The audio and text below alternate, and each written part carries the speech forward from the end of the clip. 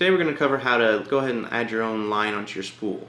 It's very easy. I got some monofilament fishing line here, and this is my bigger rig that I use for catfishing and sometimes shark fishing in the beach.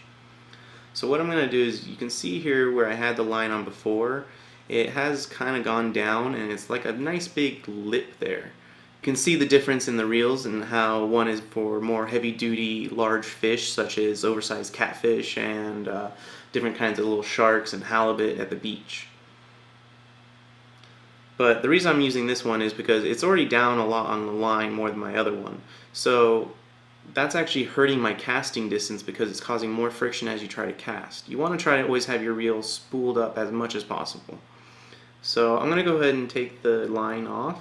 I've clipped away my terminal tackle, and I'm going to remove the spool now.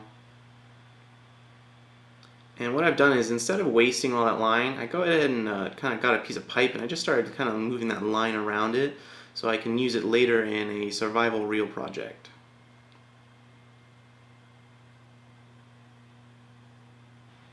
So I start off with a loop and I go ahead and place it over the spool. And I'm going to kind of just use this basic kind of universal fishing knot that I've always used when I was a kid, and it works pretty easy. You just kind of twist up the two lines up on each other like this. Take the tag end, run it through this little space here between the spool hole, and then now you've got this little loop here. Go ahead and take your tag line through that loop now, and then just cinch it down. It's a really simple knot. Now you want to make sure you cinch it nice and tight towards the spool, and then try to push it either all the way to the top or all the way to the bottom so you get a nice even line filling up.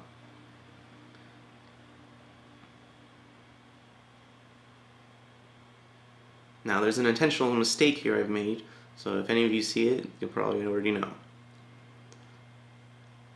But often what happens is, when trying to do these lines for spinning reels, sometimes what people forget is to flip over the bail before putting the line back on the spool. What this does is, the line's not going through the bail, so the bail can't spin the line around and build it up on the spool. So instead of going ahead and wasting line and cutting that knot and doing it over again, what you can also do is just go ahead and remove the spool. Flip over the bail, and then put the spool back on and flip the bail back over.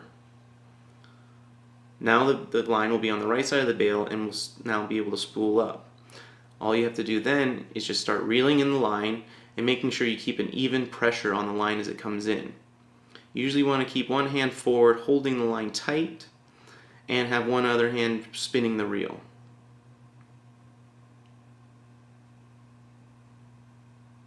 This is generally what it looks like if you're doing it on your own. You kind of just let it rest on the pole and then just spin it in, and you're going to just go all the way to the end until you build up that line till it's almost to the edge. You don't want to go all the way past the edge so it's too much on there. What will happen is, when you release the bail, it will just shoot off and spring out like a slinky.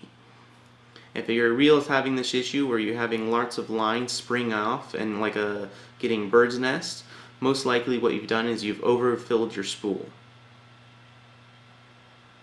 And there you have our finished line, and we're ready to go out fishing again. Now with bait casters, I prefer using a braided line. So when we go ahead and respool this, we're going to go ahead and use our braided line here. I'm using a 15-pound braided line because I usually use my bait caster with lures, so I usually have harder strikes and a little bit more action on there.